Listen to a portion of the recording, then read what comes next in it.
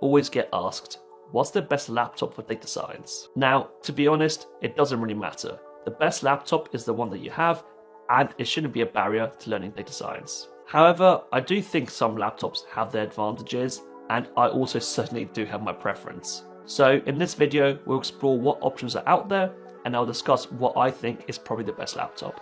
Let's get into it. Now, there are three main operating systems for desktop computers. The first one is Windows, which was released by Microsoft in 1993, and is probably the one that's used the most because it's quite user-friendly.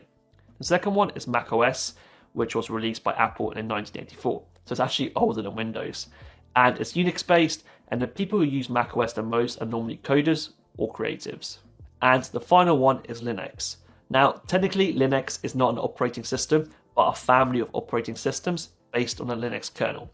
Anyway, Linux is open source and is mainly used by tech-savvy people and is kind of coders that you see in movies, for example. Linux and macOS have a similar ancestry in that they both come from a Unix-like operating system. So a lot of the commands in the terminal for Linux and macOS are very similar. macOS only really ships natively on Apple products. However, you can download and install it on other computers. I'm not too familiar with this process, I just know that you can do it. For Windows, there are many laptop brands out there that ship natively with Windows. So for example, like Lenovo, Dell, HP, MSI, pretty much most PCs will ship with Windows apart from Apple's Macs. In fact, Windows has 73% of the market share when it comes to the desktop operating system. After that is macOS with 15% and then Linux with 4.5%. The rest is made up of some other third-party or custom-made operating systems. Linux can be installed on pretty much any PC. And remember, Linux is not actually an operating system, it's a kernel. So the most famous or most used Linux distro is Ubuntu. You can download Ubuntu completely for free online from the website. I'll leave a link on how to do this in the description below. Even though Windows take the lead on the desktop share, Linux has roughly 63% of the total server's operating system. As a data scientist, you're very likely to deploy a model on some sort of cloud server, so therefore you'll probably interact with Linux at least once in your career. So what does this all mean? Well, it's clear that there's no objective winner from a pure stats perspective. Let's now look at what other data scientists are using.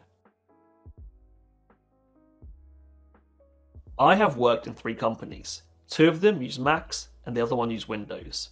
But to be honest, it didn't really matter what laptop I was using because a lot of my work was done on the cloud or on platforms like Databricks.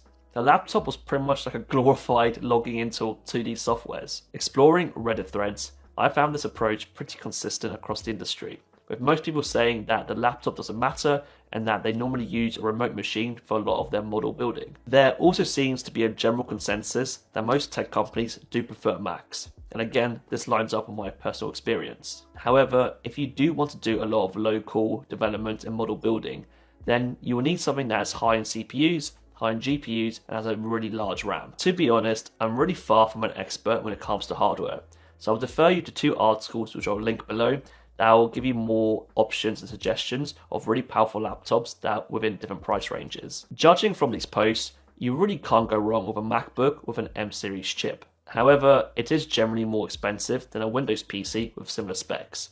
So just choose something that you think is suitable for your needs and meet your price point. But like I said, it doesn't really matter because a lot of the work is done in the cloud or in other softwares. So pick something you like, but don't be too worried about trying to optimize for everything. Now it's time for my personal opinion because, to be honest, that's what matters the most.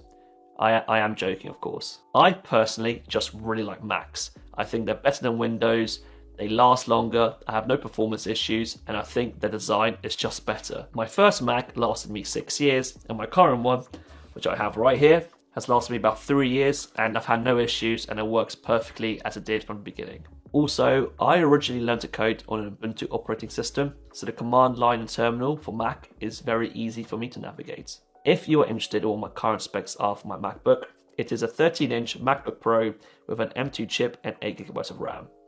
As I said, no problems and it works perfectly. So if you want my opinion, if you had to get a laptop for data science and money wasn't a problem, then I would get any MacBook Pro, ideally 16 or 14 inch, so you have more screen real estate, and try and get the M series chip.